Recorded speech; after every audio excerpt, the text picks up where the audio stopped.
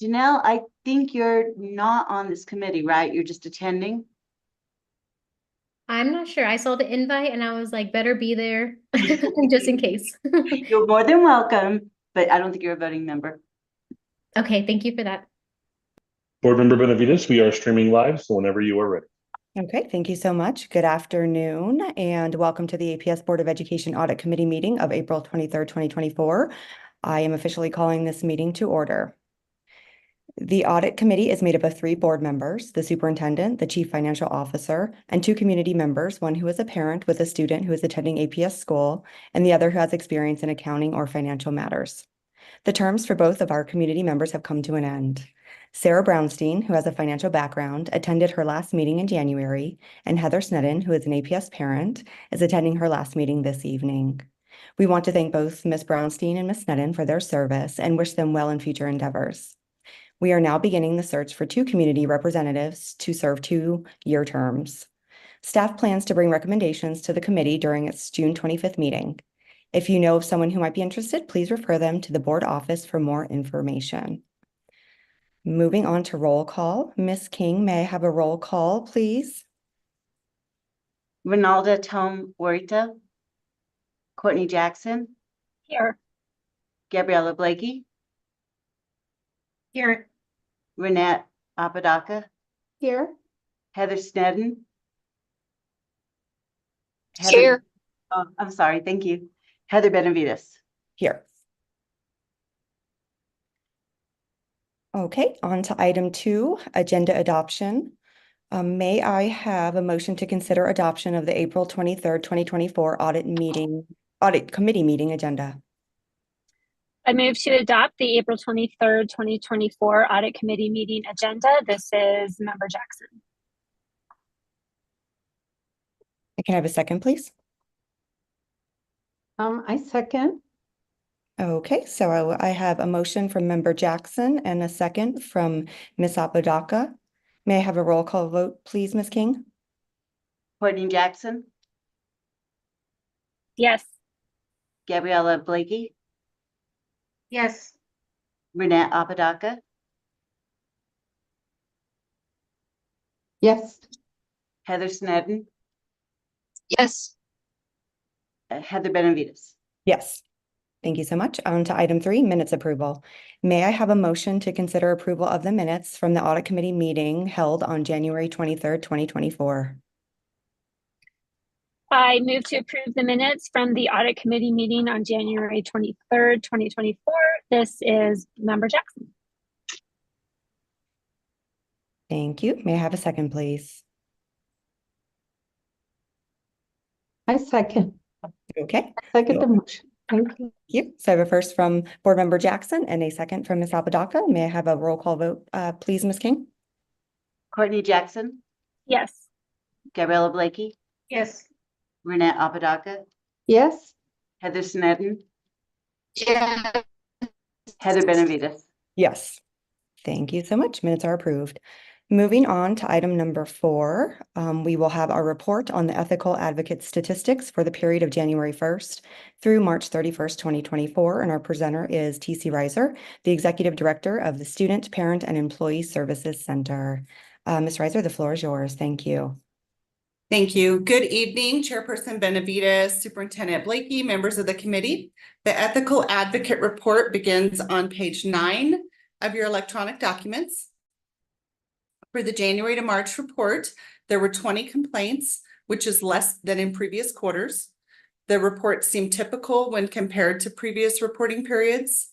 This quarter had fewer repeat and duplicate reports compared to previous quarters, which may be the reason for fewer reports. And with that, I stand for any questions you may have.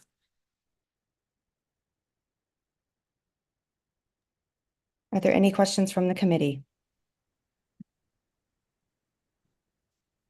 Looks like there are none. Okay, thank you. Ms. Reiser? Thank you. And the next item, number 5 on our agenda, is an overview of APS internal controls. Presenters are Renette Apodaca, Chief Financial Officer, Mark Turnbull, Executive Director of Accounting, and Amanda Boyle, District Controller in Accounting. The floor is yours. Thank you. Okay, thank you so much. This presentation that we provided in your packet is on APS internal controls. It's actually a presentation that we had presented probably a year ago. And I know that board member Courtney Jackson really appreciated the presentation and said she wished when she started on the board that she would have known this information. So we thought it was relevant to bring it now that we do have new board members. So if you go to on page 14 of 28, it is the introduction.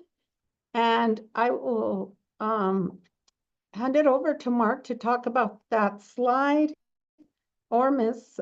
Boyle about the statutes and the best practices that we follow. Oops, you're on mute, Mark.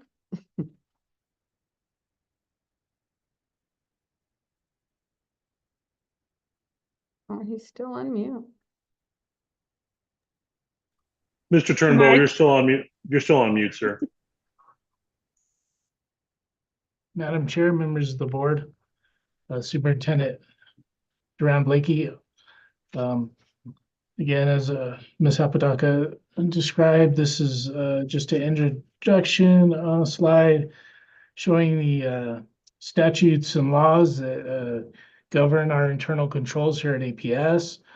We have a state statute which each school district is responsible for establishing and maintaining an internal control structure, including board policies and procedures, and is also responsible for ensuring that the school district complies with laws and regulations applicable to state and federal programs.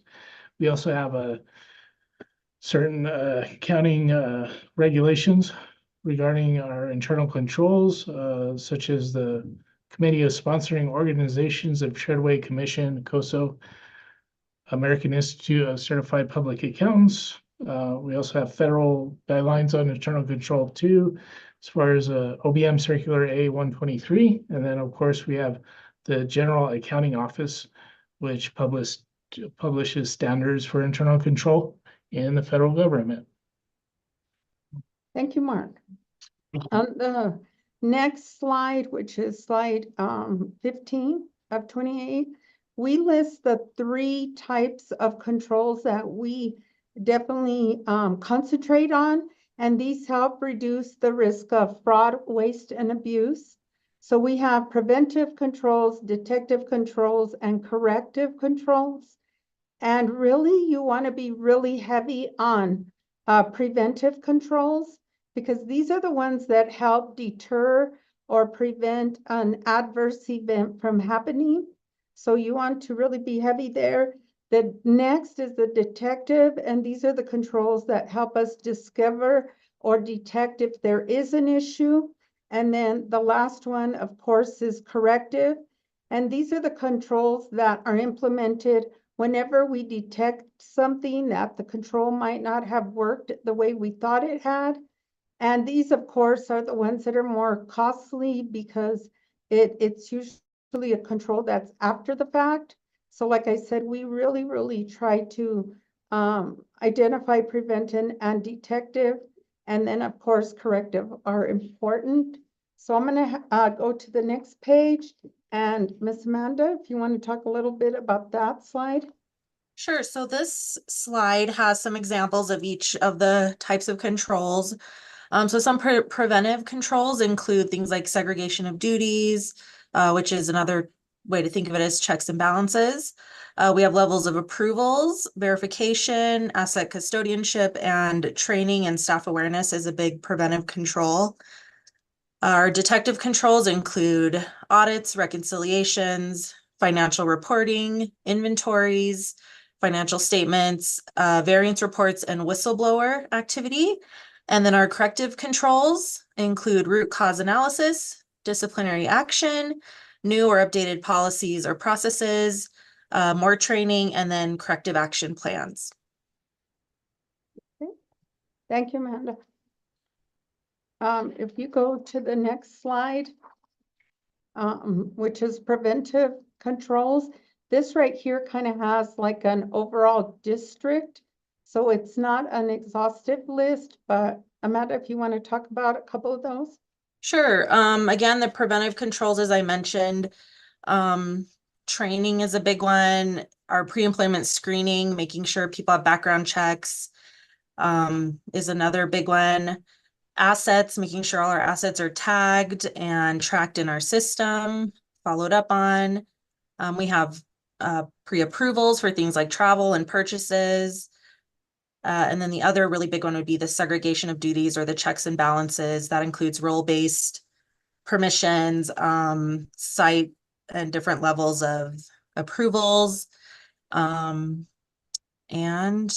yeah, just levels of approvals is a good preventive control. Thank you. Okay, next. We also were able to identify different controls at each department. So here in the slide, you'll see that budget has its own preventive controls, and then procurement, of course, has its own preventive controls. On budget, we do have different thresholds where we require different approvals. So as noted here, a site admin might have approval under 10K, under 10,000, but then as it goes up, it also needs control agent. Also, we bring all budget approvals. You'll see those in the finance committee, the transfers, and they also go to PED. So PED also has to approve them. And when we put them into the state system, also it's based on permissions and user roles. And one thing also that is related to the budget is our class size. Our class size is dictated by statute, so we always have a compliance process for that. In procurement, we have different committees that award vendors, so it's not just one person making the award. It has to be through committee that determines. Also, our buyers have different thresholds, and the supervisor has to look at any purchases above their threshold to make sure that we do have a proper procurement method. If for some reason a purchase was made before a PO, we do have unauthorized purchase forms. They do require cabinet level approval. We also communicate to the vendor to make sure they understand how to do business with APS. We limit our sole source procurements. That's something that we have worked very, very hard on. At one time, we had about 67 sole source. I think this year we have 1, and I think last year we had 0. So we have really, really gotten very good at that. We also have a vendor committee when we set up new vendors, and we vet the vendors by looking not only at their W-9, but requiring business licenses and registration with tax and revenue. And again, they go through a committee. So the committee vets them before they're approved to be a vendor for APS. We also require conflict of interest forms, debarment and suspension forms, and we also check them on sam.gov, which is a federal government site, to see if the vendors are in good standing. Next. Payroll, again, we found some preventive controls in the payroll department, segregation of duties, verification of employment status, timesheet processing, in accounts payable. Also, we have different preventive controls. One of them is our P card limits. And also we do 100% audit on our P cards. We also have dual signature on checks over 50,000. We use bank positive pay process, which really helps with fraud and us being able to identify to the bank which checks we have written. Next. Grant management has also preventive controls that has to do with requisitions and approvals and transfers. General ledger also has some controls. Amanda, if you want to talk about those, that's under your department. Sure. So all of our cash handling is handled by separate employees. The employee who receives the cash and prepares the deposit is separate, as well as from the employee who records the revenue. We have our change funds are in sealed packets, and we have them prepared and initialed by 2 employees. Large cash deposits are verified by 2 employees. We have a level of approval on requisitions here in finance where we review the account string usage. And we also maintain the general ledger for the district, which is, it holds the whole chart of accounts and the account structure and setup. Thank you. Next. Capital fiscal, again, we documented some of the preventive controls, including segregation of duties, verifications, approvals. Next. And then some detective controls. So like I said, we have 100% approvals on our requisitions. Some of them all the way up to 7 approvers, depending on what they're purchasing. We have a specific approver for software, for hardware, for capital assets. And then again, if it goes up in the cost, it goes to a cabinet level. You just heard from TC on the whistleblower hotline. That is a very good detective control. We have our annual external finance audit. We also have activity fund audits, which you're going to hear about today. We do an annual physical inventory. We do monthly bank and fund reconciliations. And then we also review our open purchase orders to see if there's any type of duplication that we might look into. Next. On payroll, we look at absence reports. We analyze reports. Something we started doing here recently is we started analyzing reports for employees that don't have a badge swipe or logged into their computer. So if someone's not showing those 2 things, we are going further to verify employment to make sure if they should still be on our payroll records. We also look at our checks, so the numbering of checks, total amount of our payroll. We have variance report, and we have triple segregation on manual checks. Next. Capital fiscal, 100% physical inventory on assets, reconciliations, comparing the assets to the general ledger. We do data analysis on what's being disposed, and we bring all of them to the Board of Education. We have different analysis for the capital funds that's done monthly. And we also, for budget, look at positions, looking at our FTEs and what's budgeted and what's actual. Next. And in grant management, we have our requests for reimbursements billing. These do go to PED, so they also approve of them. We also have duplicate verification of manual timesheets, and we look at expense reports. Next. And in general ledger, again, we have different detective controls, a lot of reconciliation and looking at accounts. Bank accounts are reviewed every day. We get a cash flow report every day.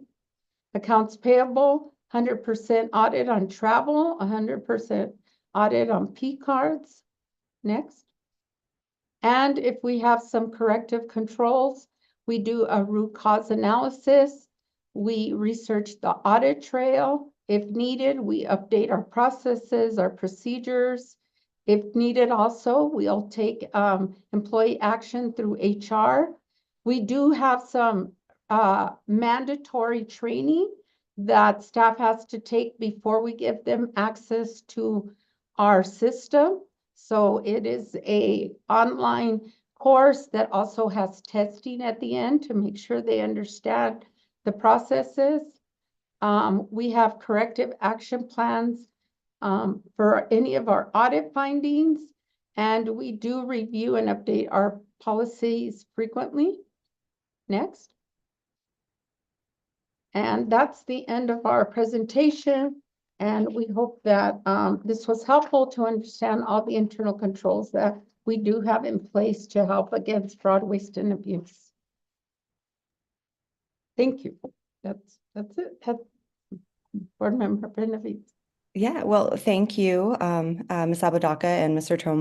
Turnbull and Ms. Boyle. That was a fantastic presentation, and I just want to open it up really quickly to see if any of the members have any questions about what was presented. It was a lot, and I just want to remark that there's a comment that says that these are examples and is not an exhaustive list, and there's so much contained in that presentation, but it's not exhaustive, so I'm just curious how much more there is to talk about. So it was a lot. It's very impressive. Are there any questions from committee members? It doesn't look like it. It's a quiet group today. No worries. Well, thank you again for that presentation. And I think that for all of the people watching from home, I know there's so many of them, audit committee is interesting. I hope that it makes them feel good to know that based on what we've seen here today, that APS is being a very good steward of taxpayer dollars. So. All right, I think we can move on to item number 6, and this is executive session. And so I will entertain a motion to consider approval for the Board of Education to convene an executive session as authorized by the Public Meetings Act, Section 10-15-1H2, to discuss limited personnel matters in connection with activity fund audits. May I have a motion, please? I move to approve for the Board of Education Audit Committee to convene an executive session as authorized 15-1H to discuss limited personnel matters in connection with our fund audits. This is Board Member Jackson. Thank you so much. And may I have a second, please? I second the motion. Thank you. So we have a motion from Board Member Jackson and a second from Committee Member Apodaca. May I have a roll call vote, please, Ms. King? Courtney Jackson, Yes. Gabriella Blakey, Yes. Renee Apodaca, Yes. Heather Snedden, Yes. Heather Benavides. Yes.